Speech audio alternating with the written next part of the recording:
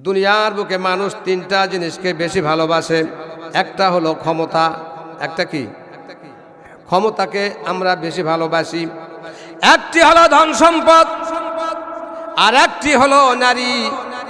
এই তিনটি জিনিসকে মানুষ সব চাইতে বেশি ভালোবাসে। আপনারা বুঝি বাসেন না? কি কোন আওয়াজ নাই কেন? আপনারাও বাসেন। আল্লাহ পাকের নবী বলেন, হুব্বুদ দুনিয়া, দুনিয়ার সমস্ত ভালোবাসা সমস্ত গুনাহের মূল। কারণ যে যে ভাবে আছে, যে যে জায়গায় অবস্থান করে, সে সেই জায়গা থেকে দুনিয়াকে সবচাইতে বেশি ভালোবাসে। যারা ক্ষমতায় আছে, তারা ক্ষমতাকে বেশি ভালোবাসে। কারণ তারা চায় এই চেয়ার যেন, ক্ষমতা যেন আমার কাছ থেকে কেউ কখনো কোনোদিন ছিনায় নিতে না পারে। এই ক্ষমতাকে টিকে রাখার জন্য যত রকমের কৌশল করা দরকার, মানুষ হত্যা করা দরকার, যত রকমের নির্যাতন করা দরকার, যত রকমের জুলুমবাজ করা দরকার, সকল কিছুই সে ক্ষমতায় বসে থেকে করে। আওয়াজ দিয়ে বলেন ঠিক না ব্যাঠিক? আমার ভাইরা, গভীর মনোযোগ দিতে হবে। আমাদের প্রিয় নবী, আখিরি জামানার পয়গম্বর জনাবে মুহাম্মদ রাসূলুল্লাহ সাল্লাল্লাহু আলাইহি ওয়াসাল্লাম পৃথিবীতে আসার প্রায় 200 বছর আগে, এবং ঈসা রুহুল্লাহ এর তিরোধানের প্রায় 300 বছর পরে আল্লাহর জমিনে এক বাদশাহ তিনি শাসন করতেন, যার নাম হলো ইউসুফ জুনওয়াস। বাদশার নাম হলো ইউসুফ জুনওয়াস। আমাদের নবী পাক সাল্লাল্লাহু আলাইহি ওয়াসাল্লাম আসার প্রায় 200 বছর আগেকার কথা। গভীরভাবে শুনতে হবে।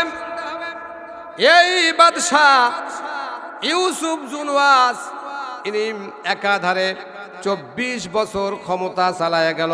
কত বছর? আওয়াজ দিয়ে বলেন, সবাই বলেন কত বছর? 24 বছর ক্ষমতা চালায় গেল।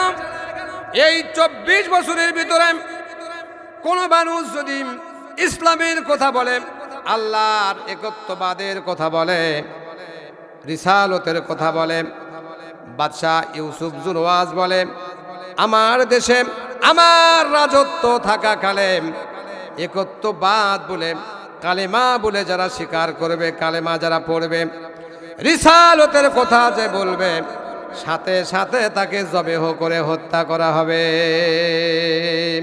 আওয়াজ দিয়ে বলেন নাউজুবিল্লাহ। সাথে সাথে কি করা হবে? হত্যা করা হবে। আমার কলিজার টুকরা ভাইরা, এই ক্ষমতার লোভ তার ভিতরে থাকলাম।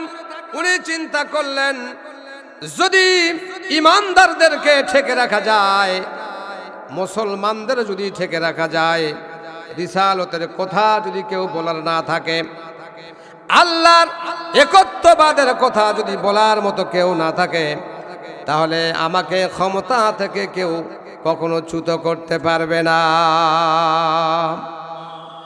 ঠিক সেই কায়দায় আজ থেকে 1-1.5 বছর আগে আমাদের বাংলাদেশ থেকে এমন একটা ক্ষমতালোভী স্বৈরাচারকে এই বাংলার জমিন থেকে তারা বিতাড়িত করেছে। বাংলার এক শ্রেণীর লোকেরা। কথা বলেন ঠিক না ব্যাঠিক? আমার ভাইরা, গভীর মনোযোগ দিয়ে শুনতে হবে। যেহেতু কোরআনুল কারীমের ওই আয়াতের সাথে আম হাসিবিতুম আন তাদখুলুল জান্নাতা ওয়ালাম্মা ইয়াতিকুম মাসালুল লাযিনা খালাউ মিন ক্বাবলিকুম মাসাতুহুমুল বাসাউ ওয়াদ-দাররা।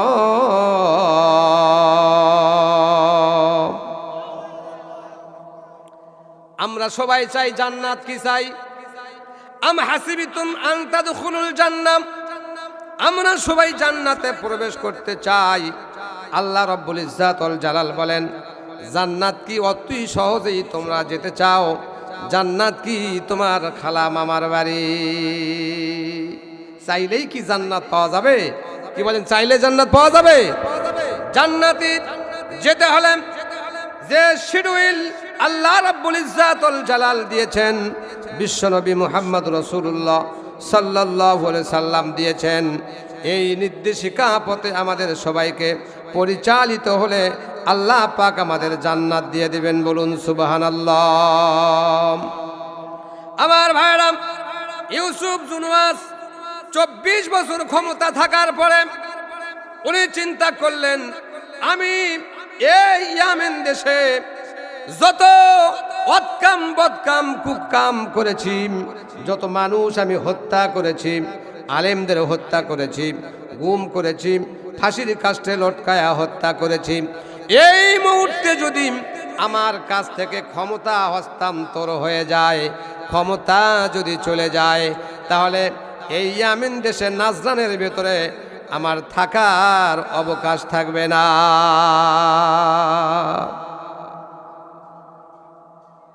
পালা রে পালা, জলদি পালা, নইলে তোদের ঘাড়ে জ্বলবে তালা। সত্য আসছে, বাতিল তো পালাইছে, হক আসছে, বাতিল তো পালাইছে, ছিনিয়ে নিবে বিজয়ের মালা। পালা রে পালা, জলদি পালা, নইলে তোদের গলায় ঝুলবে তালা। কথা বলে ঠিক না বেঠে? আমার ভাইরাম, বাদশাহ ইউসুফ জুনওয়াস বললেন, এই ক্ষমতা আমাকে টিকে রাখতে হবে, আমার হাত থেকে কেউ যেন ক্ষমতা কোনোভাবে ছিনিয়ে নিতে না পারে। এই ক্ষমতা টিকে থাকতে যত রকমের কৌশল, যত রকমের কায়দা আমাদের করা লাগে, সকল ধরনের কায়দা কৌশল আমরা করব, কিন্তু ক্ষমতা থেকে কখনো বিচ্যুত হব না। আমার এই চেয়ার থেকে কেউ কখনো কোনোদিন আমাদেরকে সরাইতে পারবে না। আল্লাহ বলেন, ওয়ামাকারু ওয়ামাকারাল্লাহু ওয়াল্লাহু খায়রুল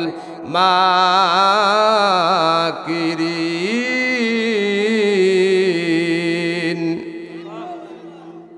আল্লাহ পাক বলেন, দুনিয়ার বুকে তোমরা যত কৌশল, যত কায়দা করো, ওয়ামাকারু ওয়ামাকারাল্লাহ, আল্লাহ পাক বলেন, আল্লাহু খায়রুল মাকিরিন, আমি আল্লাহ হলাম সবচাইতে বড় কায়দাকারী। বলুন সুবহানাল্লাহ। যাদের দ্বারা ক্ষমতা টিকে রাখবে, যাদের দ্বারা চেয়ার টিকে রাখবে, তাদের দ্বারাই তোমাকে বেয়াজ্জতি করে চেয়ার থেকে টানায়া হেসরায়া নামাতে আমার আল্লাহর 1 মিনিটও সময় লাগবে না। আওয়াজ দিয়ে বলেন ঠিক না ব্যাঠিক? ইউসুফ জুনওয়াস 24 বছর রাজত্ব, উনি চিন্তা করলেন, এই রাজত্ব যদি আমার হাত ছাড়া হয়ে যায়, তাহলে জনগণ আমাকে ছাড় দেবে না, আমাকে শেষ করে ফেলবে, আমাকে মেরে ফেলবে। এই জন্য তিনি চিন্তা করলেন, কোন কায়দায় আমার রাজত্ব টিকে থাকে। এজন্য গভীর চিন্তা করতে করতে করতে করতে ওই সমাজের সবচাইতে বড় যে জাদুঘর, এই জাদুঘরের কাছে তিনি আশ্রয় নিলেন।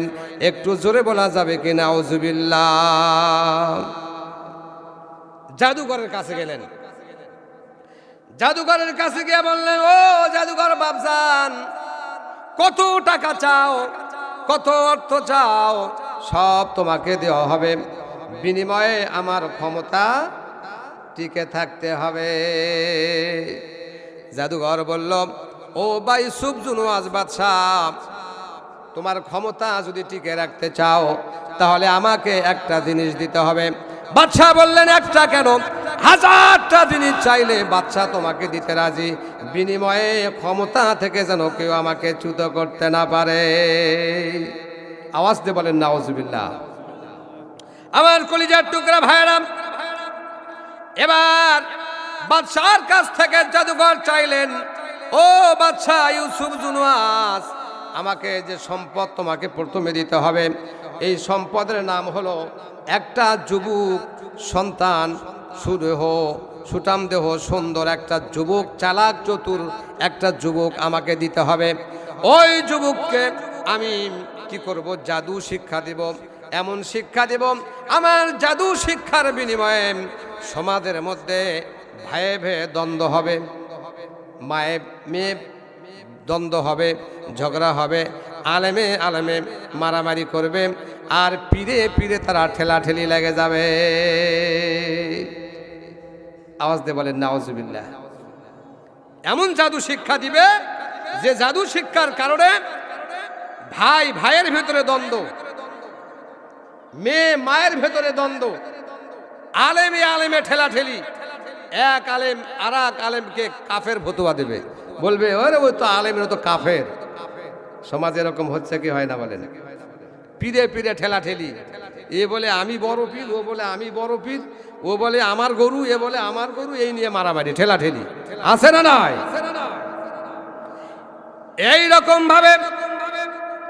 রকম ভাবে সমাজে জাদু শিক্ষা দিয়া, কুফরি শিক্ষা দিয়া মানুষের ভেতর থেকে ইসলাম নামে শব্দটা তারা মুছে দিতে চায়, আল্লাহর একত্ববাদকে মিশিয়ে দিতে চায়, রিসালতকে মিশিয়ে দিতে চায়, আল্লাহর জমিন থেকে কালেমাকে চিরতরে বিদায় করে দিতে চায়। আল্লাহ পাক বলেন, যতই কায়দা করো, যতই কৌশল করো, কোনো কৌশল তোমাদের কাজে লাগবে না। বলুন সুবহানাল্লাহ। একটু জিকির করেন লা ইলাহা। আর ফাঁকা জায়গা পূরণ করেন, ফাঁকা জায়গা পূরণ করেন, শয়তানক জায়গা দিয়েন না শীতের ভেতরে। লা ইলাহা, ও লা ইলাহা, জোরে লা ইলাহা,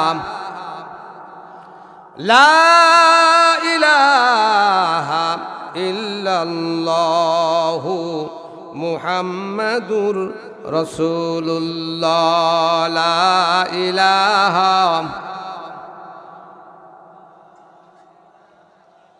তেলের গাড়ি তেলে চলে, হাওয়ার গাড়ি হাওয়ায় চলে, বিনা তেলে চালায় গাড়ি নবী সুলাইমান। আমরা সেই মুসলমান। লা ইলাহা, জোরে লা ইলাহা, লা ইলাহা ইল্লাল্লাহু মুহাম্মাদুর রাসূলুল্লাহ। আওয়াজ দিয়ে পড়েন সাল্লাল্লাহু আলাইহি ওয়াসাল্লাম। মনোযোগ আছে আমার ভাইরা? যে যুবককে জাদু শিক্ষা দিলেন, ওই যুবকের নাম আব্দুল্লাহ ইবনে তামের। বাদশাহ ইউসুফ জুনওয়াস কোটি কোটি টাকার বিনিময়ে ক্ষমতাকে টিকে রাখার জন্য, চিরস্থায়ীভাবে ক্ষমতায় থাকার জন্য তার রাজ্য থেকে সুন্দর একটা যুবককে জাদুকরের কাছে পৌঁছায় দিলেন। জাদুকর বললেন, এই জাদু শিক্ষার বিনিময়ে সমাজে যে দ্বন্দ্ব হবে, কলহ হবে, তারা পরিবার নিয়ে সমাজ নিয়ে মারামারি করবে, আর তুমি তোমার রাজত্ব চিরদিনের জন্য কায়েম করবে। তুমি চলে যাবে, তোমার পরে দেশের সরকার হবে তোমার ছেলে, তোমার ছেলে ইন্তিকাল করার পরে তারপরে হবে তার ছেলে, তার ছেলে ইন্তিকাল করার পরে হবে তার ছেলে। অর্থাৎ তোমার গোষ্ঠীর ভেতর থেকে, তোমার পরিবার থেকে ক্ষমতা কেউ কোনোদিন কেড়ে নিতে পারবে না। আওয়াজ দিয়ে বলেন নাউজুবিল্লাহ। বাদশাহ ইউসুফ জুনওয়াস যুবক আব্দুল্লাহ ইবনে তামিরকে পাঠায় দিলেন জাদুবিদ্যা শিক্ষার জন্য। জাদুবিদ্যা শিক্ষা করে শেষ করার পরে তিনি বাড়িতে আসলেন। সংক্ষিপ্ত করে বলতে হবে, বিশাল আলোচনা। জাদুবিদ্যা শিক্ষা করে তিনি নাজরান দেশে চলে আসতেছেন। আসার পথে গাছের পাশে একটা আল্লাহর ওলি বসা আছে। কি আছে বসে? আল্লাহর ওলি। আল্লাহর যারা প্রকৃত ওলি, আল্লাহর যারা প্রকৃত আমির, যারা প্রকৃত পীর, তাদের দ্বারা ইসলামের কোনো ক্ষতি হয় না। কিন্তু যারা ভণ্ডামি পীর নামের ভণ্ডামি করে, তাদের দ্বারা ইসলাম কেন সমাজও কুলুষিত হয়ে যায়। কথা বলেন ঠিক না ব্যাঠিক? আমার ভাইরাম, ওই গাছের নিচে একজন ওলি বসে আছে। যুবক আব্দুল্লাহ ইবনে তামের জাদুবিদ্যা শিক্ষা করে বাদশার দরবারে যাবেন। অসুস্থ নয়, ক্লান্ত হয়ে গেছেন, ঘেমে গেছেন, পিপাসার্থ হয়ে গেছেন। গাছের নিচে বসে থাকে একজন আল্লাহর ওলি বসা। ওই অলির কাছে কথোপকথন হচ্ছে, গল্প হচ্ছে। অলি বলেন, বাবা এত সুন্দর তোমার চেহারা, তুমি কোথায় থেকে আসলে? যুবক আব্দুল্লাহ ইবনে তামের বলে, কে তোমার পরিচয় কি, তোমার নাম জানি না, তবে তোমার চেহারা শুরুর দেখে মনে হয় তুমি একজন আল্লাহওয়ালা। তোমার চেহারা দেখে মনে হয় তুমি একজন কালেমাওয়ালা। বলুন সুবহানাল্লাহ। আল্লাহর ওলি বললেন, যুবক কি তোমার পরিচয় কি, তোমার নাম বুঝতে পারি নাই। ও যুবক, ও যুবক শোনো, তুমি কি শিক্ষা কোথায় থেকে করে আসলে? যুবক বললাম, ও আল্লাহর ওলি, আমি বাদশাহ ইউসুফ জুনওয়াস আমাকে জাদুবিদ্যা শিক্ষার জন্য পাঠিয়েছিল। আমি জাদুবিদ্যা শিক্ষা করে ইয়ামিনের নাজরানের বাদশার কাছে আসতেছি। এবার আল্লাহর ওলি বললেন, ও যুবক, তোমার এত সুন্দর চেহারা, এত চালাক তুমি দেখে মনে হয়, শিক্ষিত মনে হয়, আর তুমি যে কুফরি কালাম শিক্ষা করতেছ, এই কুফরি কালাম তোমাকে আল্লাহর জান্নাতকে হারাম করে দিবে। বলেন নাউজুবিল্লাহ।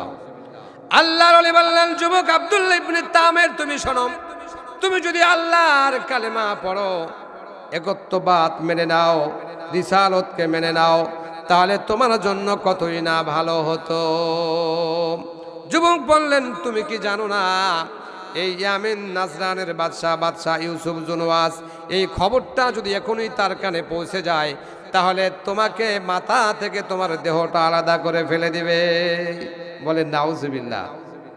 এই কথা বলে তিনি ওই অলির কাছ থেকে বাদশার দিকে চলে যাবেন, দাঁড়ায় গেলেন। আল্লাহর ওলি এবার যুবকের দিকে তাকায় হাসলেন, আল্লাহু আকবার বলেন, আর একবার কাঁদলেন। এবার যুবক বলে, ও আল্লাহর ওলি, আমাকে দেখে তুমি হাসছো কেন, কারণটা কি? আমাকে দেখে তুমি কাঁদছো কেন, কারণটা কি? আব্দুল্লাহ ইবনে তামের আল্লাহর ওলিকে ভাবে ধরলেন, আমাকে বলো কেন তুমি হাসলে, কেন তুমি কাঁদলে? আল্লাহর ওলি বললেন, ও যুবক, তোমার এত সুন্দর চেহারা, এত বুদ্ধিমান তুমি, তোমার এই সুন্দর চেহারাটা জাহান নামের আগুনে জ্বলতে থাকবে, অনন্তকালের জন্য জাহান্নামী হয়ে যাবে। তোমার এই চেহারাটা আল্লাহর জাহান্নামের মধ্যে, আগুনের মধ্যে পুড়তে থাকবে। এই জন্য আমি তোমার চেহারার দিকে কাঁদলাম। বলুন সুবহানাল্লাহ। এবার যুবক বললেন, আল্লাহর ওলি, তাহলে আপনি হাসলেন কেন, কারণটা কি? আল্লাহর ওলি বললেন, যুবক, এই মুহূর্তে যদি তুমি আল্লাহর দরবারে তওবা করো আর একত্ববাদকে যদি মেনে নাও, রিসালতকে যদি মেনে নাও, তাহলে আল্লাহ রাব্বুল আলামিন তোমার জিন্দেগীর সমস্ত গুনাহগুলি মাফ করে দিয়ে আল্লাহ পাক তোমাকে জান্নাত দিতে 1 মিনিটও সময় লাগবে না। এই কথা শোনার পরে যুবক আব্দুল্লাহ ইবনে তামিরের শরীরটা ঘেমে গেল। এবার বলল, আত্তাইবু মিনাজ জামবি কামাল্লা জামবালাহু। আল্লাহর ওলি বললেন, আত্তাইবু মিনাজ জামবি কামাল্লা জামবালাহু। আল্লাহর ওলি বললেন, ও যুবক, তুমি যদি তওবা করো, তওবা করতে দেরি হবে, আমার আল্লাহ তোমাকে ক্ষমা করতে দেরি করবে না। আমরা যদি তওবা করি, আল্লাহকে নিজের সমস্ত গুনাহকে যদি ঘৃণা বলে ছেড়ে দিয়ে তওবা করি, আল্লাহ রাব্বুল ইজ্জাতুল জালাল বলেন, ও আমার বান্দারা, ও আমার গোলামেরা, তোমরা শোনো, তোমরা যদি তওবা করো, খালেস নেহতে তওবা করো, তওবা করতে দেরি হবে, আমি আল্লাহ তোমার পিছনের জিন্দেগির গুনাহ খাতা মাফ করে দিতে একটা মুহূর্ত দেরি করব না। বলুন সুবহানাল্লাহ। এবার যুবক আব্দুল্লাহ ইবনে তামের ইনি বললেন, ও আল্লাহর ওলি, যদি তওবা করলে ক্ষমা হয়ে যায় তাহলে আমি তওবা করলাম। তওবা করার পরে আল্লাহর ওলি বললেন, তাহলে তুমি কি করো? কালেমা পড়ো, লা ইলাহা ইল্লাল্লাহ, লা ইলাহা ইল্লাল্লাহ। এক আল্লাহর একত্ববাদকে মেনে নাও, আল্লাহকে রব হিসাবে মেনে নাও, আল্লাহর রজ্জুকে আঁকড়ে ধরো, পৃথিবীর কোনো শক্তি তোমার ক্ষতি করতে পারবে না। কারণ আল্লাহ যদি কেউ আল্লাহকে স্বীকার করে, আল্লাহ পাক বলেন, আল্লাহু ওয়ালিউল্লাযীনা আমানু ইউখরিজুহুম মিনাজ-জুলুমাতি ইলান নূর। আওয়াজ দিয়ে বলেন আল্লাহু আকবার। আমার ভাইরাম, আল্লাহ পাক বলেন, যা ঈমানদার হয়ে যায়, আল্লাহ ওয়ালা হয়ে যায়, আল্লাহ পাক বলেন আমি আল্লাহ হয়ে যাই তাদের অভিভাবক। আর আমি আল্লাহ যখন কার অভিভাবক হয়ে যায়, তখন আমি আল্লাহ তাকে অন্ধকার থেকে আলোর দিকে নিয়ে যাই। বলুন সুবহানাল্লাহ। যুবক আব্দুল্লাহ ইবনে তামির কালিমা পড়ে ঈমানদার হয়ে গেলেন। এবার তিনি বললেন, আমাকে কালেমা পড়ে দাও। কালেমা পড়লেন, কিন্তু কালেমার প্রকৃত স্বাদ তিনি পাইলেন না। বললেন, ও আল্লাহর ওলি, কি কালেমা পড়ালেন, আমার বুকে তো কোনো স্বাদ লাগে না। এবার আল্লাহর ওলি কি করলেন? বলেন, তুমি দাঁড়াও। দাঁড়ানোর পরে ওলি এবার আব্দুল্লাহ ইবনে তামিরকে বুকের সাথে বুক লাগায়া পড়লেন, লা ইলাহা ইল্লাল্লাহ।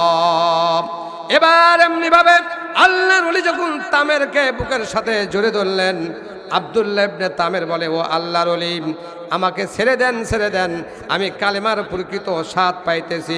আমি জমিন থেকে আকাশের দিকে তাকায়া আল্লাহ পাকের আরশে আজিম পর্যন্ত দেখতে পাই।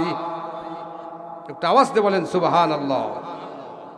সেই কালেমা আর আমাদের কালেমা এক কালেমা নয়। আমার ভাইরা, সংক্ষিপ্ত করছি। এবার কালেমা পড়ে তিনি রওনা হলেন বাড়ির দিকে। রাস্তার কিছু দূর পথ যাওয়ার পরে দেখে রাস্তার দুধারে শত শত লোক রাস্তার দুধারে দাঁড়ায় আছে, কেউ রাস্তা অতিক্রম করে না। আব্দুল্লাহ ইবনে তামির রাস্তার মধ্যে চলে গেলেন, যে বলেন, ভাই সকল, তোমরা কেন রাস্তার ভেতরে দাঁড়ায় আছো, কারণটা কি? এবার রাস্তার ভিতরে জনগণ বলে, ও আব্দুল্লাহ ইবনে তামির, সামনের দিকে তাকায়া দেখো, বিশাল রয়্যাল বেঙ্গল টাইগার রাস্তার সামনে দাঁড়ায় আছে। বাঘের ভয়ে কিন্তু কেউ রাস্তা অতিক্রম করে না। আব্দুল্লাহ ইবনে তামির মনে মনে ভাবলেন, আমি তো কালিমাওয়ালা, আমি তো আল্লাহর প্রতি ঈমান এনেছি। আল্লাহ রাব্বুল ইজ্জাত ওয়াল জালাল বলেছেন, কেউ যদি কালেমাওয়ালা হয়ে যায়, প্রকৃত ঈমানদার হয়ে যায়, স্বয়ং আল্লাহ তার অভিভাবক হয়ে যায়। বলুন সুবহানাল্লাহ। আব্দুল্লাহ ইবনে তামির এবার উপস্থিত জনগণের সামনে বললাম, সবাই দাঁড়ায় থাকেন, বাঘের সাথে মোকাবেলা করব আমি। কারণ বাঘকে মহান রব্বুল আলামিন জঙ্গলে থাকার জন্য সৃষ্টি করেছে, প্রকাশ্যে বাঘ থাকবে এটা হতে পারে না। আমি কালেমাওয়ালা বাঘের সাথে লড়াই করব। বলুন সুবহানাল্লাহ। মনোযোগ আছে আমার দিকে? শেষ করব। আমার ভাইরাম, গভীর মনোযোগ দিতে হবে। আব্দুল্লাহ ইবনে তামির বাঘের কাছে চলে গেলেন। বাঘের কাছে যে বাঘের কানটা ধরলেন, সুবহানাল্লাহ বলেন। কার কান ধরলো? বাঘের কান ধরলেন এবং বাঘের গালে জোরে একটা থাপ্পড় দিয়ে দিলেন। আর বাঘকে বললেন, বাঘ, আমি হলাম কালেমাওয়ালা। কিওয়ালা? কালেমাওয়ালা। ও বাঘ, তোমাকে আল্লাহ পাক সৃষ্টি করেছে জঙ্গলে থাকার জন্য, তুমি কেন এখানে আশরাফুল মাখলুকাত মানুষের সাথে তুমি বেয়াদবি করছো? ও বাঘ, আমি কালেমাওয়ালা আব্দুল্লাহ ইবনে তামির, আমি বাঘের কান ধরে থাপ্পড় দিয়ে বললাম, বাঘ, কোনো কথা নয়, কোনো কথা নয়, সোজাসুজি জঙ্গলের ভেতরে চলে যাও। বলুন সুবহানাল্লাহ। বাঘ এবার জঙ্গলের ভিতরে চলে যাচ্ছেন। উপস্থিত হাজার হাজার লোকেরা তারা চিন্তা করলো, কত বড় কথা রে বাবা, বাঘের কান ধরে থাপ্পড় দিয়ে জঙ্গলে পাঠাইতে পারে, অবশ্যই এটা আল্লাহ পাকের ওলি। বলুন সুবহানাল্লাহ। মানুষ যদি বুজুর্গ হয়, ইমানদার হয়, আল্লাহওয়ালা হয়, মসজিদের ইমাম হয়, ঈদগাহের ইমাম হয়, বড় ধরনের ইসলামের মধ্যে যদি একজন বড় ধরনের মুহাদ্দিস মুহাক্কিক হয়, মানুষ কিন্তু তার কাছে কিছু পানি পড়ার জন্য যায় কি যায় না? আপনার এলাকা মেয়ে এগুলি নাই কি কোন যায় কি যায় না? যায়। এবার মুহূর্তের মধ্যে পুরা নাজরান এলাকা, পুরা ইয়ামেনের মধ্যে যুবক আব্দুল্লাহ ইবনে তামেরের এই প্রশংসনীয় কথাগুলি ছড়ে পড়ে গেল। মানুষ এবার অসুস্থ মানুষেরা তার কাছে যায়, হুজুর পানি ভরে দেন। বলে হুজুর আমাদেরকে একটু তেল ভরে দেন, আমার সন্তান কান্দে। ও বলে আমার বিয়ে হয় না, আমার বাচ্চা হয় না, আমি অসুস্থ থাকি। অনেক সমস্যা নিয়ে তার কাছে যায়। আল্লাহর বান্দা আব্দুল্লাহ ইবনে তামের পানি ভরে দেন। অন্ধ লোকের চোখে হাত বুলাইয়া আল্লাহর নামে হাত বুলাই দেন, অন্ধত্ব ভালো হয়ে যায়। বলুন সুবহানাল্লাহ। অসুস্থ মানুষের গায়ে হাত দিলে লোক ভালো হয়ে যায়। উনি চিন্তা করলেন, আমি যদি কালিমাওয়ালা হয়েছি, কালিমার দাওয়াত দেওয়া আমার জন্য ফরজে আইন, ফরজে আইন। কালিমার দাওয়াত আমাকে দিতে হবে। আমি শর্ত করলাম তোমার রোগ আল্লাহ পাক ভালো করে দিবেন, কিন্তু শর্ত হলো তোমাকে কালেমাওয়ালা হতে হবে। বলুন সুবহানাল্লাহ। লোক জলদলে তার কাছে গেল, তিনি বললেন তুমি যদি কালেমাওয়ালা হয়ে যাও তাহলে আমি আল্লাহর কাছে ফরিয়াদ করব, তোমার জন্য দরখাস্ত করব, আল্লাহ রাব্বুল ইজ্জাত ওয়াল জালাল তোমাকে ক্ষমা করে দিবেন। একটু আওয়াজ দিয়ে বলেন সুবহানাল্লাহ। আমার ভাইরা, যদি কোনো ব্যক্তি আল্লাহর পক্ষে হয়ে যায়, আল্লাহকে যদি মানে, নবীকে যদি মানে, ইসলামকে যদি মানে, আল্লাহ পাক বলেন আল্লাহু ওয়ালিয়ুল্লাযিনা আমানু ইখরিজুহুম মিনাজ যুলুমাতি ইলান নূর।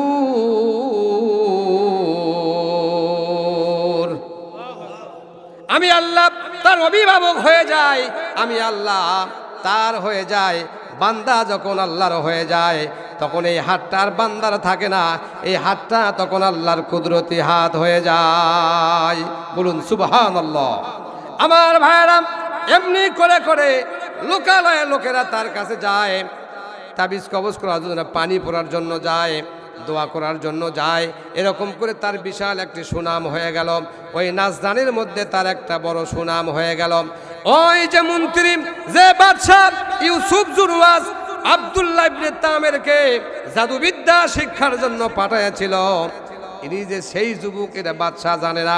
বাদশার মন্ত্রীর চোখের সমস্যা। বাদশার মন্ত্রী বলেন, ও মন্ত্রী ইউসুফ জুনওয়াস, আপনি তো জানেন আমার চোখের সমস্যা, আমি এবার কি করি? এই তামিল দেশের মধ্যে, ইয়ামেন দেশের মধ্যে, নাজরানের মধ্যে একজন যুবক কালিমাওয়ালা হয়েছে। সে নাকি কালিমা পড়ে আল্লাহর কাছে যে দোয়া করে, আল্লাহ রাব্বুল ইজ্জাত ওয়াল জালাল তার রোগ সেরে দেয়, সেই দোয়ায় কবুল করে নেন। বলুন সুবহানাল্লাহ। এবার বাদশা ইউসুফ জুনওয়াসের প্রধানমন্ত্রী চোখের সমস্যা, ওই যুবকের কাছে গেলেন। যুবককে গিয়ে বলেন, তুমি নাকি চিকিৎসা দিতে পারো? বলে হ্যাঁ। বলে আমাকে চিকিৎসা দেন, আমার চোখের সমস্যা, চোখে পড়ে না। এবার ইউসুফ জুনওয়াসের মন্ত্রী চোখের সমস্যার জন্য আব্দুল্লাহ ইবনে তামেরের কাছে গেলেন। আব্দুল্লাহ ইবনে তামের বলেন, মন্ত্রী কোনো টাকা পয়সা লাগবে না, তবে তোমাকে কালিমা পড়ে কালেমাওয়ালা হতে হবে। বলুন সুবহানাল্লাহ। কি করতে হবে? কালিমাওয়ালা হতে হবে। আমার ভাইরা, এবার মন্ত্রী বলল কালিমাওয়ালা হতে হবে, শর্ত কেন? আব্দুল্লাহ ইবনে তামের বলেন, তুমি যদি কালিমা পড়ো তাহলে তোমার চিকিৎসা দেওয়া হবে, আর যদি কালিমা না পড়ো তোমাকে চিকিৎসা থেকে বঞ্চিত করা হবে। মন্ত্রী মনে মনে চিন্তা করলো, আগে চোখটা ভালো হোক, পরে দেখা যাবে। এরকম সিটার মার্কা মুসলমান সমাজে আছে না নাই? আছে না নাই?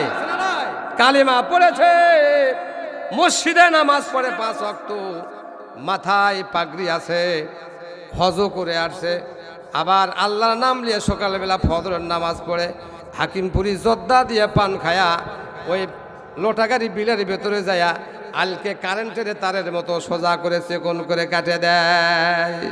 আছে না নাই? হলো টাটকা শয়তান। কি শয়তান? ওই শয়তান মারার জন্য হজ করতে যে মিনায় যে পাথর মারে, শয়তান বলে বন্ধু আমাকে মারো কেন? কথা বুঝতে পারছেন? শয়তান বলে বন্ধু আমাকে মারো কেন? তোমা যা আমো তাই, আমাকে মারার দরকার নাই। ও আমার ভাইরাম, আমার কলিজার টুকরা এলাকাবাসী, কলাকুবাবাসী, আপনাদের বলতে চাই, নামাজ পড়ে আবার পরের অন্যায় করে, নামাজ পড়ে আবার সুদে টাকা লাগাইছে। আছে না নাই? যে কালেমা তোমাকে সুদ ছাড়াইতে পারে না, যে কালেমা তোমাকে মসজিদমুখী বানাইতে পারে না, যে কালেমা তোমাকে অন্যের ভের আল কেটে নিজের জমিটা বড় করাইতে নিষেধ করে না, 5 ওয়াক্ত সালাত পড়তে পারে না, ওই কালেমা তোমাকে জান্নাতে নিয়ে যেতে পারবে না। কথা বলেন ঠিক না ব্যাঠিক? আমার কলিজার টুকরা ভাইরাম, এবার মন্ত্রী বলল পরে যা হবে দেখা যাবে, আগে কালেমা পড়ে মুসলমান, আগে কালেমাওয়ালা হয়ে যায়। মন্ত্রী বললেন ও আব্দুল্লাহ ইবনে তামের, তাহলে তুমি আমাকে কালেমা পড়ে দাও। আব্দুল্লাহ ইবনে তামের কালেমা পড়ে দিলেন। সকলে পড়েন লা ইলাহা ইল্লাল্লাহ, লা ইলাহা আবতরহি বাস্তাদুম আখিরি বিরিদি জুবাম আয় মেরি লা ইলাহা ইল্লাল্লাহ, লা ইলাহা, জোরে, লা ইলাহা, লা ইলাহা ইল্লাল্লাহু নেহি কোই মাবুদ আল্লাহ সারাম, নেহি কোই মাবুদ আল্লাহ সারাম। ইয়ার রহো আয় রব তো মেরা আর রহো মাইয়ার রহো, মুঝকো ফকদ হ্যায় তুঝসে মোহাব্বত, খলক সে মাই বেজার রহো, আব তো রহি বস্তাদুম আখিরি বিরিদি জুবা আয় মেরি লা ইলাহা, জোরে, লা ইলাহা,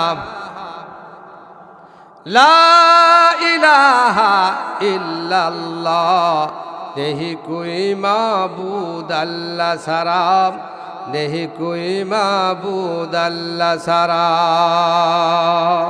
জোরে বলেন মারহাবা। মন্ত্রী বললেন আগে কালেমা পড়ে নেই, পরে যা হবে হবে, আগে চোখ ভালো হোক। এরকম সিটার মার্কা মুসলমান আছে না নাই? মসজিদে খালি শুক্রবার আসে তেল তেলে মুসল্লি, সারা বছর খবর নাই, খালি শুক্রবার। আবার ঈদে মিলাদুন নবী, সবে মেরাজ, সবে কদর, রমজান মাসে মাশাআল্লাহ মসজিদের জায়গা হয় না। আছে না নাই? আছে না নাই? রমজান মাস চলে যায়, নামাজ তুলে রাখে, কোরআন তুলে রাখে, জুব্বা পাঞ্জাবি সব ভাঁজ করে রাখে। আল্লাহ জানে এরা কয় নম্বরের মুসলমান, মহিলা না পুরুষ, আল্লাহ জানে। এক শিক্ষক ক্লাসে গেছে ইংরেজি সাবজেক্ট পড়াইতে। সাবজেক্টের আজকের বিষয় হলো জেন্ডার। জেন্ডার মানে কি? সবাই বলেন জেন্ডার মানে কি? লিঙ্গ।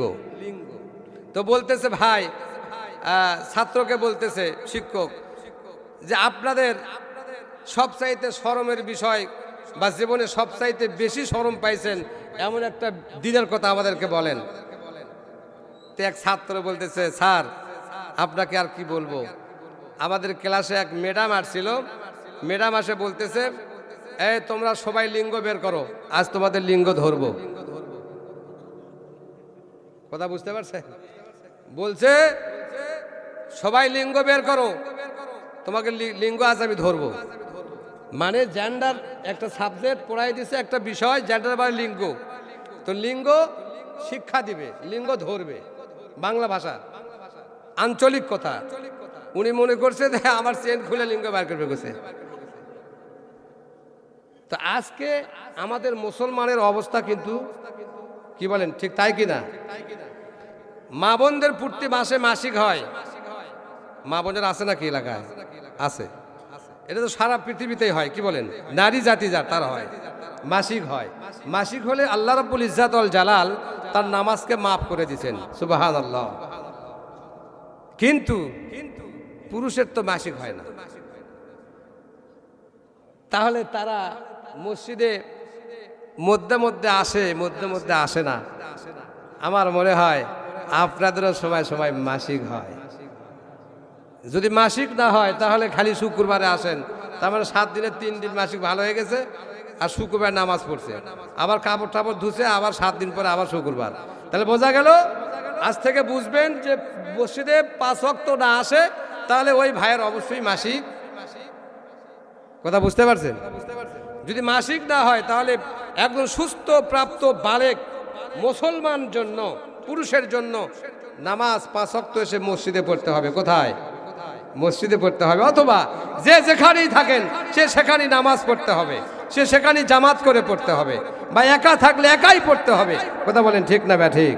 নামাজের কোনো মাপ নাই। কিন্তু আমরা মুসলমান নামাজ পড়ি খালি মাঝে মাঝে, মাঝে মাঝে মাসিক, মাঝে মাঝে নামাজ আছে না নাই? আমি বলতেছিলাম ভাইরাম, মন্ত্রী বললাম কালিমা আমি এখন পড়ে নেই, পরে দেখা যাবে। আব্দুল্লাহ ইবনে তামির বললেন, ও মন্ত্রী কালেমা পড়ো। মন্ত্রী কালেমা পড়ল, লা ইলাহা ইল্লাল্লাহ। কিন্তু মন্ত্রী একটুও মজা পাইল না। আব্দুল্লাহ ইবনে তামির বলেন, ভাই মন্ত্রী দাঁড়ান দাঁড়ান। দাঁড়ায় গেল, বুকের সাথে বুক লাগায় একটা চাপ দিয়ে দিলেন, দেহ থেকে, হৃদয় থেকে, হাড় থেকে আর এক হাড়ে। আল্লাহ পাক বলেন, যখন আব্দুল্লাহ ইবনে তামির ওই মন্ত্রীর বুকের সামনে বুক লাগায়া 2টা চাপ লেগে দিল, বললেন মনে মনে পড়েন লা ইলাহা ইল্লাল্লাহ, লা ইলাহা ইল্লাল্লাহ। এইভাবে যখন কালিমা পড়তেছিল, কালিমা পড়তে পড়তে মন্ত্রী যখন আকাশের দিকে তাকালো, আকাশের দিকে তাকায় দেখেন, তিনি দেখলেন, তিনি বললেন, আমি কালিমা পড়ে দেখলাম, প্রকৃত কালিমা পড়ে দেখলাম, এই জমিন থেকে আসমান পর্যন্ত তাকায় দেখলাম আল্লাহর আরশে আজিম পর্যন্ত দেখা যায়। কালেমা চলে গেল কোথায়? মন্ত্রীর কাছে। কোথায় গেল? মন্ত্রীর কাছে। কিন্তু আব্দুল্লাহ ইবনে তামির যুবক বলেন, আমি এই কালেমাকে রাজপ্রসাদে পৌঁছায় দেব। এই কালেমাকে আমি মন্ত্রী লেভেল থেকে সরকার লেভেল পর্যন্ত কালেমা পৌঁছায় দেব। আব্দুল্লাহ ইবনে তামিরের মতো যদি আজকে বাংলার জমিনে একটা গোলাম হয়, একটা কালেমাওয়ালা হয়, তাহলে এই মুসলমানের দ্বারা, এবার এই মুসলমানের দ্বারা সংসদে কালেমা পৌঁছে যাবে। কথা বলেন ঠিক না ঠিক? এই কালেমা পৌঁছানোর জন্য কারা কারা রাজি আছি? 2টা হাত তুলে আল্লাহকে দেখায়।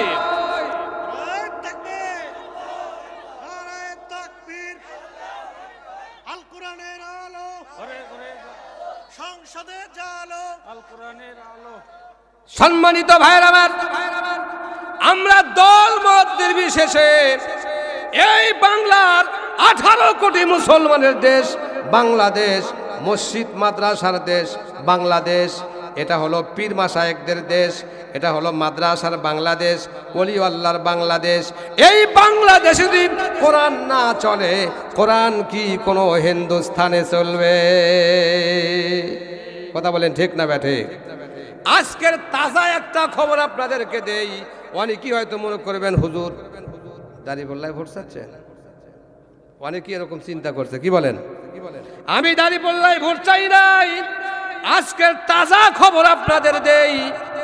বাংলাদেশের দক্ষিণ অঞ্চলে সিলেটে তারেক রহমান তিনি বলেছেন, এক কনফারেন্সে, এক মিটিংয়ে তিনি বলেছেন, তারেক রহমান, তারেক জিয়া বলেছেন, আমরা যদি সংসদে যাই, আমরা যদি সরকার গঠন করি, তাহলে বাংলার জমিনে এবার কোরআন দিয়ে রাজত্ব চলবে। নারায়ে তাকবীর। কে বলেছে? তারেক রহমান বলেছেন। আজকের তাজা খবর, সিলেটে তিনি বলেছেন, আমরা যদি সংসদে যেতে পারি, আমরা যদি সরকার গঠন করতে পারি, রাসূলের সুন্নাত মোতাবেক আল্লাহর কোরআন দিয়া আল্লাহর কোরআন দিয়া বাংলাদেশের মঞ্চ চলবে, বাংলাদেশের গদি চলবে। আওয়াজ তো বলেন আল্লাহু আকবার। আমি আপনাদের বলতে চাই, তারেক রহমানের এই কথাকে আল্লাহ কবুল আর মঞ্জুর করে বলুন আমিন। আমরা কোনো দলীয় ভাবে কথা বলতে চাই না, আমরা কোনো রাজতন্ত্র করতে চাই না। আমরা মুসলমান হিসাবে বলতে চাই, এই বাংলার জমিনে আগামী সংসদে এই কোরআন পার্লামেন্টে আমরা কারা কারা দেখতে চাই? সবাই দেখতে চাই ইনশাআল্লাহ।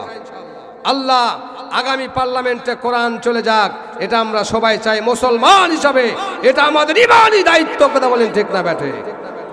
সম্মানিত ভাইয়ের আমার, এবার আব্দুল্লাহ ইবনে তামের মন্ত্রী পরিষদে কালেমা পাঠায় দিলেন। মন্ত্রী কিন্তু সরকারের কাছে থাকে, কি বলেন তাই কি থাকে না? মন্ত্রী কিন্তু সরকারের কাছে থাকে। এবার সরকার ইউসুফ জুনওয়াজের কাছে মন্ত্রী গিয়ে বলে, ও ইউসুফ জুনওয়াজ, এখন কিন্তু আমি কালেমাওয়ালা হয়ে গেছি।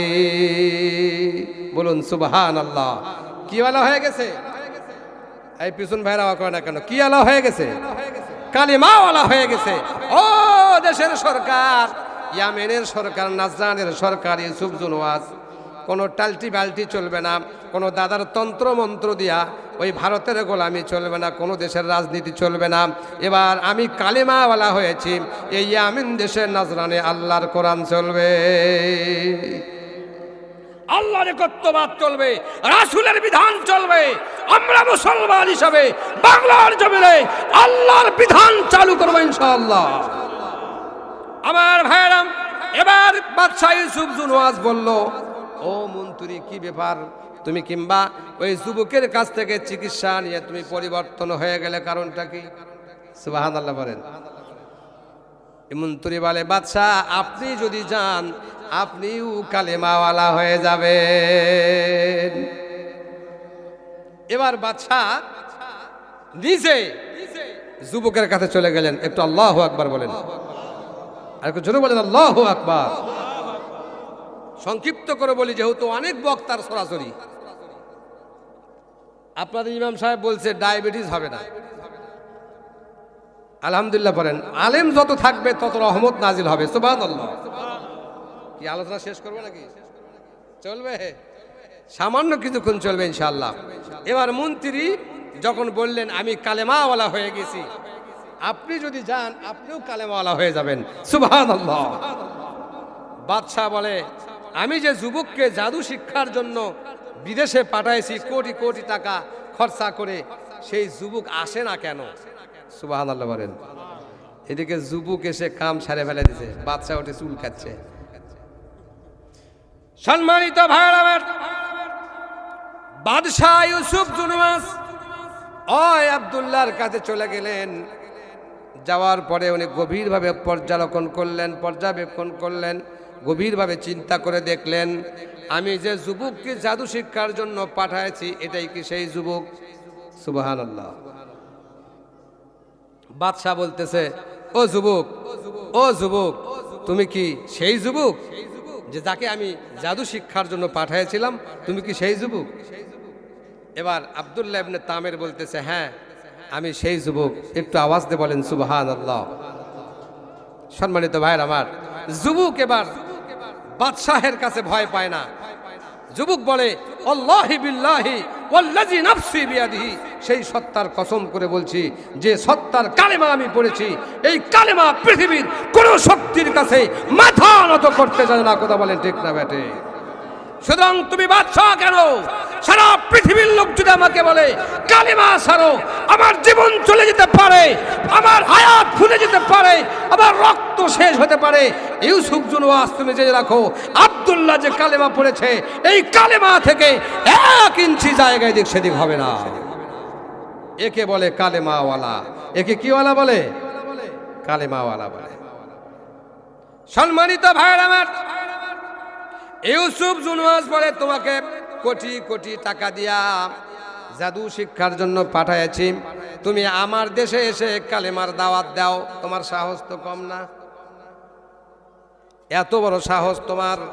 আমি তোমাকে এমন দৃষ্টান্ত শাস্তি দিয়া ইয়ামেন থেকে নাজরান থেকে এমন দৃষ্টান্তমূলক শাস্তি দেব, যে শাস্তি দেওয়ার কারণে এই ইয়ামেন নাজরানে কোনো ব্যক্তি কালেমা তো দূরের কথা, মুখ দিয়ে আল্লাহর নাম স্মরণ করার সাহস পাবে না। আওয়াজ দিয়ে বলেন নাউজুবিল্লাহ। ইউসুফ জুনওয়াজ বলে, বাদশা তুমি ভুল করতেছো কারণ আল্লাহ পাক বলেন ইন্না কাইদাশ শাইতানি কানা দাঈফা। আল্লাহু আকবার। ইন্না কাইদাশ শাইতান, শয়তানেরা যত কায়দা করে কৌশল করে, আল্লাহ পাক বলেন সমস্ত কায়দা কৌশল আল্লাহর কাছে অতীব নগণ্য, মাকড়সার জালের চাইতেও নগণ্য। আওয়াজ দিয়ে বলেন সুবহানাল্লাহ। সম্মানিত ভাইরা আমার, এবার আব্দুল্লাহ বলেন, ও বাদশা ইউসুফ জুনওয়াজ, তোমাকেও আমি কালেমার দাওয়াত দেই, কালেমা পড়ো। ইউসুফ জুনওয়াজ বলে, আব্দুল্লাহ এত বড় সাহস তোমার, আমি তোমাকে এমন দৃষ্টান্ত শাস্তি দিয়ে মারবো যে শাস্তির কথা ইয়ামেন নাজরানে সবাই দেখে আল্লাহর কালেমা তো পড়া দূরের কথা, আল্লাহর নাম নেওয়ার মতো সাহস কারো হবে না।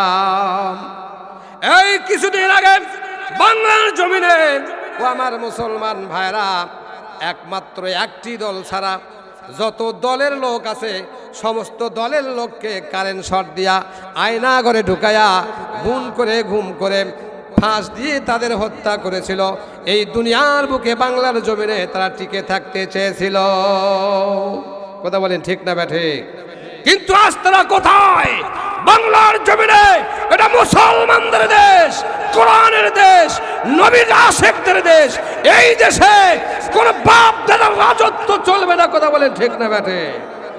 যারা ইসলামের বিপক্ষে থাকবে, কোরআনের বিপক্ষে যাবে, মুসলমানদের বিনা অপরাধী হত্যা করবে, আগামী প্রজন্মে বাংলার জমিনে তাদের জায়গা হবে না। কথা বলেন ঠিক না ব্যাঠিক?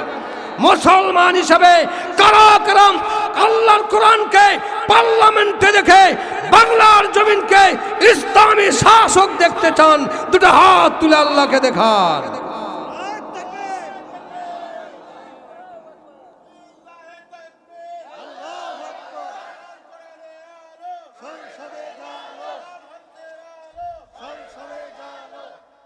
আলহামদুলিল্লাহ, আলহামদুলিল্লাহ। বাদশাহ ইউসুফ জুনওয়াজ বললেন, আব্দুল্লাহ তোমাকে এমন শাস্তি দেব, বাংলা নয় ইয়ামেন নাজরানের দেশে আল্লাহ বলে বলার মতো কারো সাহস থাকবে না। ইউসুফ জুনওয়াজ বললেন, তার মন্ত্রীদেরকে বললেন, আব্দুল্লাহকে ধরে নিয়ে আমার প্রাসাদে চলে যাও। মনোযোগ আছে আমার দিকে? প্রাসাদে নিয়ে যাওয়া হলো। সেখানে নিয়ে গিয়ে তাকে বুঝানো হলো, আব্দুল্লাহ তোমার পিছে লক্ষ কোটি কোটি টাকা খরচ করেছি, তুমি যদি কালেমা ছেড়ে দাও তাহলে এই ইয়ামেন নাজরানের সব চাইতে সুন্দরীকে দিয়ে তোমাকে বিবাহ দেব এবং আমার প্রজন্মে, ভবিষ্যৎ প্রজন্মে তোমাকে এই ইয়ামেনের প্রেসিডেন্ট বানায় দেব, তুমি কালেমা ছেড়ে দাও। ওইরকম সুযোগ যদি আমাদের হতো, কি বলেন, ছেড়ে দিতাম? বললেন ঠিক আছে, কত কি করা লাগবে কন, রাজি আছি। কিন্তু যুবক আব্দুল্লাহ ইবনে তামের বললেন, আমাকে যদি 100 বার যদি আমাকে হত্যা করা হয়, আবার যদি আমি জীবিত হই, আবার যদি আমাকে হত্যা করা হয়, এরকম ভাবে 100 বার যদি আমাকে হত্যা করো, তারপরও আমি আব্দুল্লাহ ইবনে তামের বলবো লা ইলাহা ইল্লাল্লাহ। আওয়াজ দিয়ে বলেন সুবহানাল্লাহ।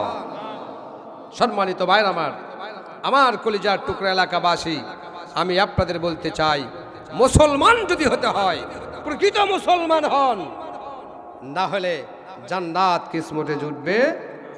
এই যে মসজিদ করেছেন, কত সুন্দর মসজিদ, মসজিদের ভিতরে গেলে দিল ঠান্ডা হয়ে যায়।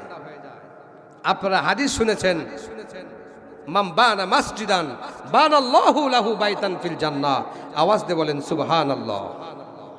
নবীর হাদিস, নবী আলাইহিস সালাতু ওয়াস সালাম বলেছেন, যে ব্যক্তি মসজিদ তৈরি করে, মান বানা মসজিদান বানাল্লাহু লাহু বাইতান ফিল জান্নাহ।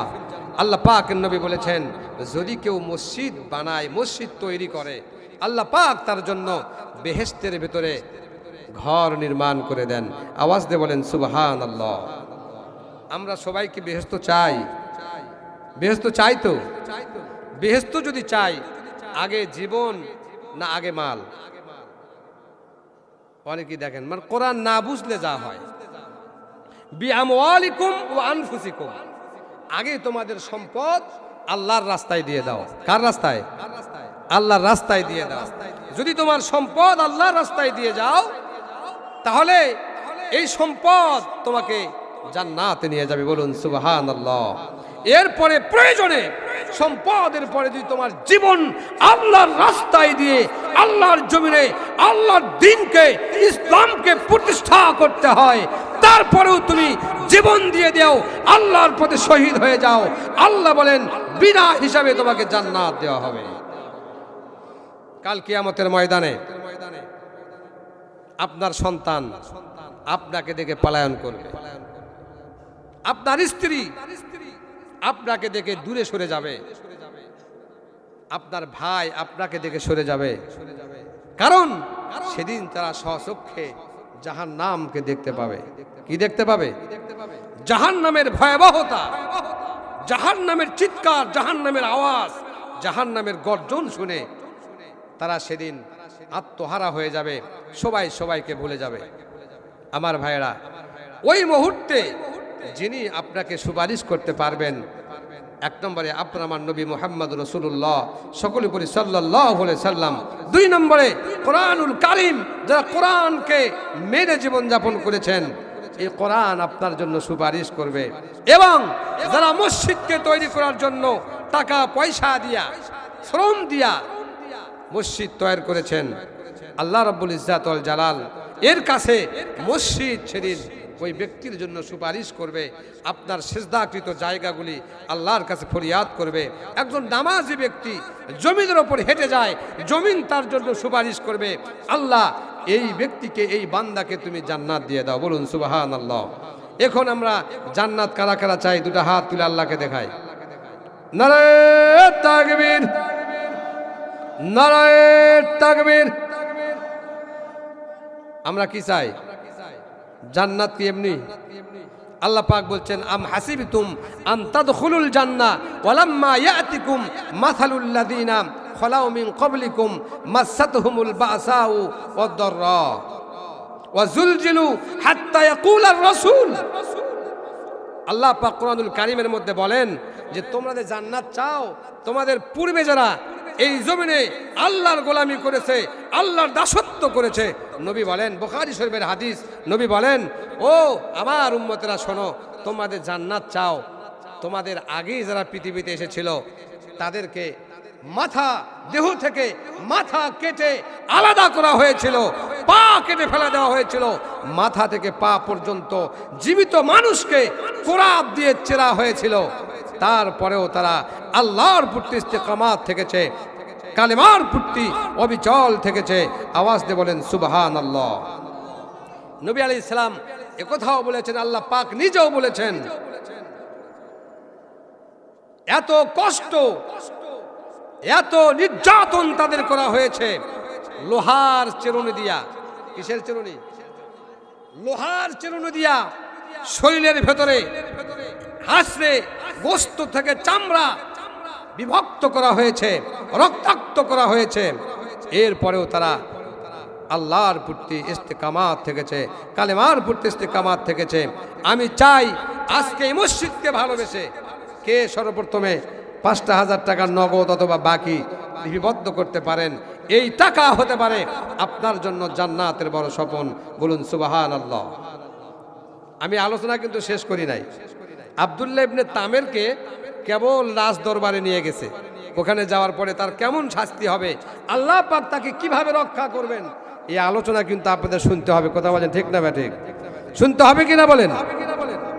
যারা মসজিদকে ভালোবাসেন, ইসলামকে ভালোবাসেন, কোরআনকে ভালোবাসেন, আর যদি জীবনের চাইতে আপনার সম্পদকে বেশি ভালোবাসেন, ওই সম্পদ কাল কিয়ামতের ময়দানে আপনার গলার সাথে লটকায় দেওয়া হবে, আর বলবে আমি তোমার সেই ভালোবাসার সম্পদ, তোমার সেই ব্যাংকের টাকা আজকে জমিন তোমার গলার সাথে লটকায় দেওয়া হবে এবং বরফের জাহান্নামে তোমাকে দেওয়া হবে। ফেরেশতা তোমাকে হাতুড়ি দিয়া পিটতে থাকবে, তুমি মাথা উঁচু করতে পারবে না, কারণ গলার সাথে তোমার জমিন লটকায় দেওয়া হয়েছে। আওয়াজ দিয়ে বলেন নাউজুবিল্লাহ। এজন্য আমরা আল্লাহকে যত বেশি ভালোবাসবো, আল্লাহর রাস্তায় দান করাকেও তত বেশি ভালোবাসবো। পারি কি মনে করছেন হুজুর, দান তো আমরা ওখানে দিয়ে আসছি, কি বলেন? এটা মনে মনে ভাবতেছেন হুজুর, আগে তো আমরা সভা শুনছি, এখন তো আমরা সভা খাই, কি বলেন? কথা সত্য বললাম না? যে আগে আমরা সভা শুনেছি, কিন্তু এখন আমরা সভা খাই। হুজুর দুপুর থেকে সভা খাচ্ছি, আবার খাওয়া লাগবে বাড়ি যায়।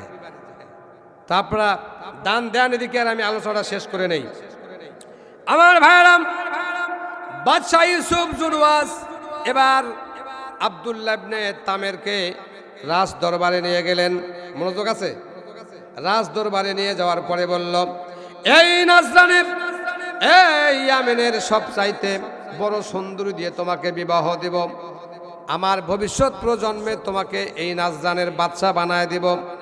ইউসুফ জুনওয়াস বললেন, কোনোভাবেই সম্ভব নয়। আমি যে কালেমাটা পড়েছি, এই কালেমা আমাকে মৃত্যুবরণ করায় দিবে। এই কালেমার ওপর ইস্তেকামাত থাকব, কিন্তু আমরা কখনো কালেমা ছেড়ে দিতে রাজি নাই। বলুন সুবহানাল্লাহ। কালেমা আমি কোনোভাবেই ছেড়ে দিতে পারি না, কারণ আমরা যারা নবীর আশিক, নবীর ভালোবাসা যার অন্তরে আছে, তার কাছে পৃথিবীর এক পয়সা মূল্য নাই। আওয়াজ দিয়ে বলেন সুবহানাল্লাহ। সকলে পড়েন, নবীর প্রেমে পাগল যারা প্রেম খেলা খেলে। আওয়াজ দিয়ে পড়েন, নবীর প্রেমে। ঘুমাচ্ছেন নাকি? আওয়াজ দিয়ে পড়েন, নবীর প্রেমে পাগল যারা প্রেম খেলা খেলে। নবীর প্রেমে ওয়াইসক্রুনিম দন্ত দেয় ফেলে। নবীর প্রেমের, সবাই পড়েন, নবীর প্রেমের পাগল যারা প্রেম খেলা খেলে। পাগল ছিল আবু বকর, প্রেম দরিয়ায় দিলেন সাঁতার। হাসর মিজান পাড়ি দিবেন সেই প্রেমের বলে। নবীর প্রেমে পাগল যারা প্রেম খেলা খেলে। হানজালা পাগল ছিল, নবীর প্রেমে জীবন দিল। পড়েন, হানজালা পাগল ছিল, নবীর প্রেমে জীবন দিল। গোসল করাইল তারে ফেরেশতার দলে। নবীর প্রেমের পাগল যারা প্রেম খেলা খেলে। হায়রে, নবীর প্রেমের পাগল যারা প্রেম খেলা খেলে। আওয়াজ দিয়ে বলেন মারহাবা।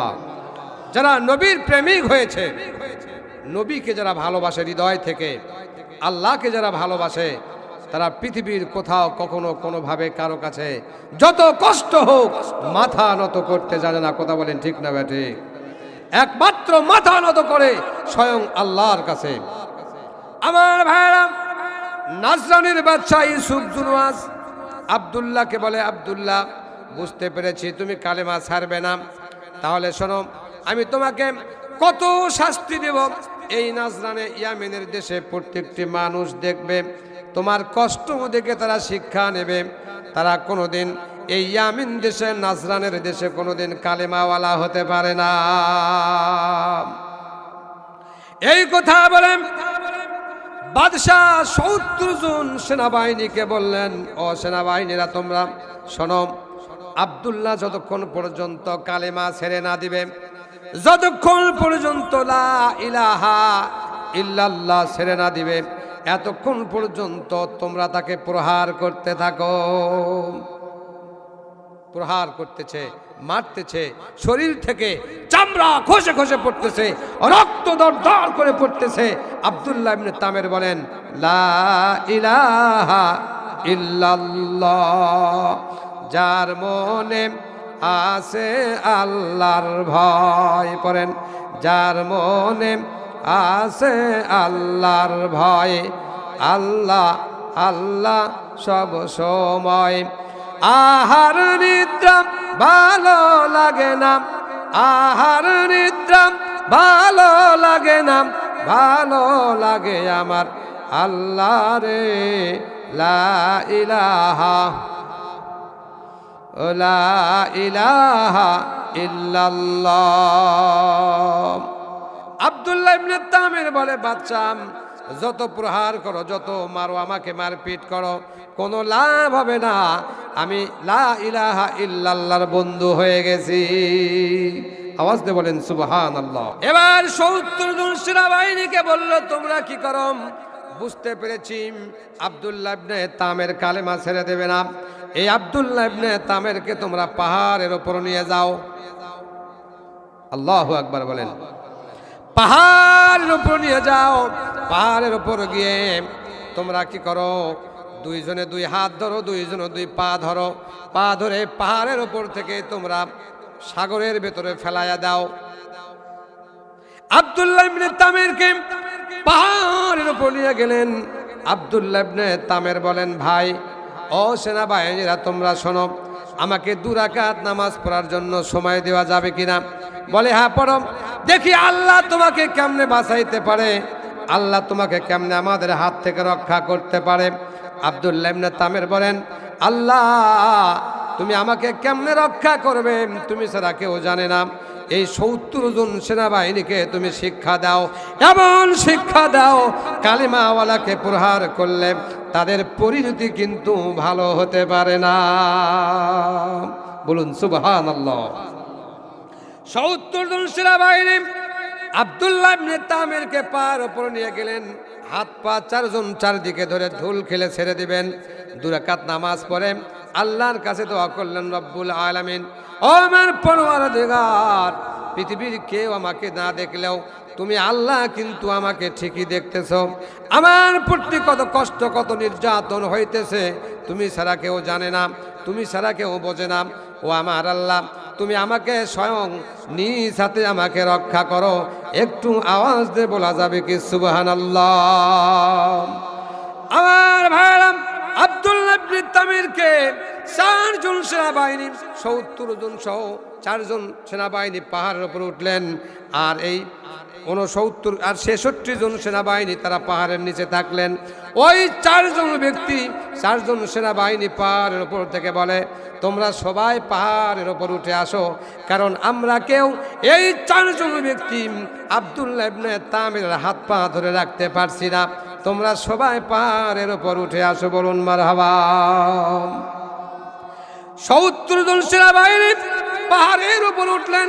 পাহাড়ের উপর ওঠার পরে তারা সবাই মিলে যুক্তি করলেন, আব্দুল্লাহ ইবনে তামেরকে শেষ করে দেব, কেটে টুকরা টুকরা করে দেব, গোস্ত ছিটে দেব। যেহেতু আমরা তাকে জীবন্ত ছিটে দিতে পারছি না, আমরা কি করব? আব্দুল্লাহ ইবনে তামেরের হাত কেটে দেব, পা কেটে দেব, মাথা কেটে দেব, শরীরটা খণ্ড বিখণ্ড করে দেব। আব্দুল্লাহ ইবনে তামেরের গোস্তগুলি পাহাড়ের ওপর ছিটায় দেব। পরে নাউজুবিল্লাহ, তারা আব্দুল্লাহ ইবনে তামেরকে জবাই করবেন। আব্দুল্লাহ ইবনে তামের বলে, আল্লাহু ওয়ালিয়ুল্লাযীনা আমানু ইখরিজুহুম মিনাজ যুলুমাতি ইলান নূর।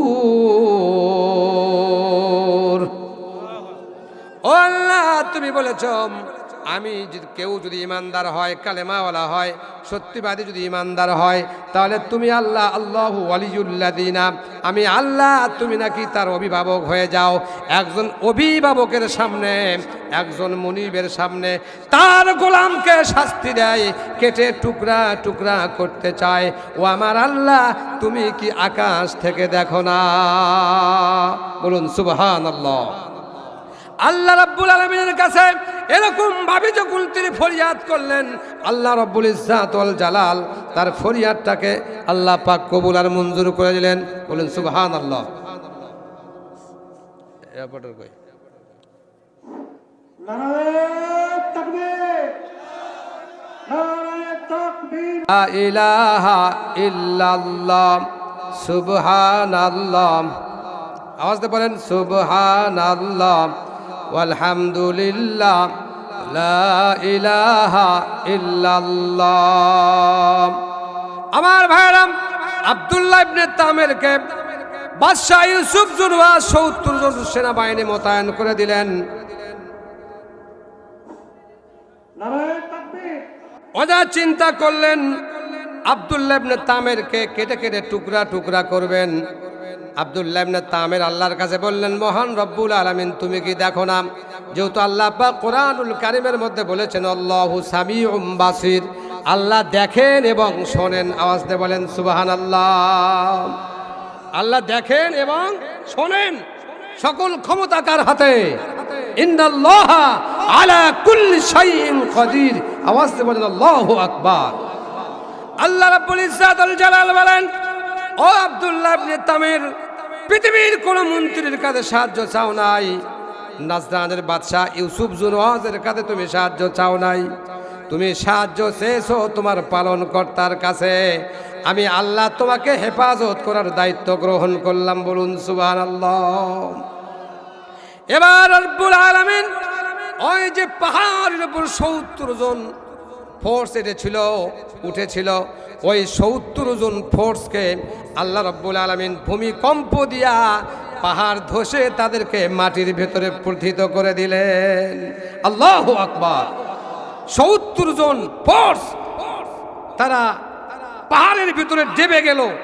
আল্লাহ পাক আব্দুল্লাহ ইবনে তামেরকে হেফাজত করলেন, রক্ষা করলেন। বলুন সুবহানাল্লাহ। একটাই কারণ, আব্দুল্লাহ ইবনে তামির ছিলেন প্রকৃত কালেমাওয়ালা, প্রকৃত কালেমাওয়ালা, প্রকৃত ইমানদার। যারা প্রকৃত ইমানদার হয়, প্রকৃত কালেমাওয়ালা হয়, আল্লাহ পাক তাকে নিজ হাতে রক্ষা করেন। আওয়াজ দিয়ে বলেন সুবহানাল্লাহ। এবার এই ৭০ জন তখন শেষ হয়ে গেল, বাদশার কাছে খবর চলে গেল ৭০ জন সেনাবাহিনী পাহাড়ের উপর থেকে ধসে পড়ে মারা গেছে, মাটির ভিতরে গেড়ে গেছে। আব্দুল্লাহ ইবনে তামের জীবিত আছে। এবার আরেকটি বাহিনী, নৌবাহিনীকে তারা কন্ট্যাক্ট করে নিয়ে আসলো, বলল তোমরা ৭০ জন নৌবাহিনী সাগরের ভিতরে গিয়ে আব্দুল্লাহ ইবনে তামেরকে নৌকা করে নিয়ে, জাহাজ করে নিয়ে ওই সমুদ্রের ভিতরে তাকে ফেলে দিয়ে এসো, যাতে কোনোভাবেই এই জমিনে এসে বেঁচে থাকতে না পারে। আওয়াজ দিয়ে বলেন নাউজুবিল্লাহ। এই ৭০ জন এবার নৌবাহিনীর হাতে আব্দুল্লাহ ইবনে তামিরকে উঠাইয়া দিলেন। যে আল্লাহ পাহাড়ের উপর থাকতে পারে, সেই আল্লাহ সাগরের ভেতরে আছে না নাই? আছে না নাই? যে আল্লাহ এত কঠিন ভাবে শায়েস্তা করলেন, যাকে হত্যা করার জন্য চেষ্টা করছেন, স্বয়ং আল্লাহ নিজ কুদরতি হাতে তাকে রক্ষা করছেন।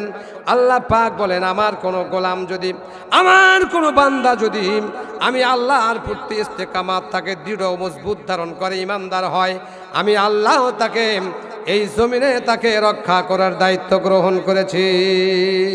বলুন সুবহানাল্লাহ। আব্দুল্লাহ ইবনে তামেরকে এবার ৭০ জন নৌবাহিনী নিয়ে সাগরে চলে গেলেন। সাগরে চলে যাওয়ার পরে তাকে যখন সাগরের মাঝখানে ফেলে দিবেন, তিনি বললেন, আমাকে কি 2 রাকাত সালাত পড়ার সময় দেওয়া যাবে? বলুন সুবহানাল্লাহ। তারা যদিও মানুষ, বাদশার হুকুম পালন করতেছে, তারপরেও তো তাদের ভেতরে দয়া বলতে কিন্তু শব্দ আছে। কি বলেন? তারা বললেন, ঠিক আছে, তুমি নামাজ পড়ে নাও। নামাজ শেষ হওয়ার পরে আব্দুল্লাহ ইবনে তামের আল্লাহর কাছে 2টা হাত তুলে বললেন, আল্লাহ তুমি আমাকে পাহাড়ে রক্ষা করেছো, এই সাগরের ভেতরেও তুমি আমাকে রক্ষা করে প্রমাণ করে দাও ইমানদারদের সাথে স্বয়ং আল্লাহ তুমি সাথে আসো। আওয়াজ দিয়ে বলেন সুবহানাল্লাহ।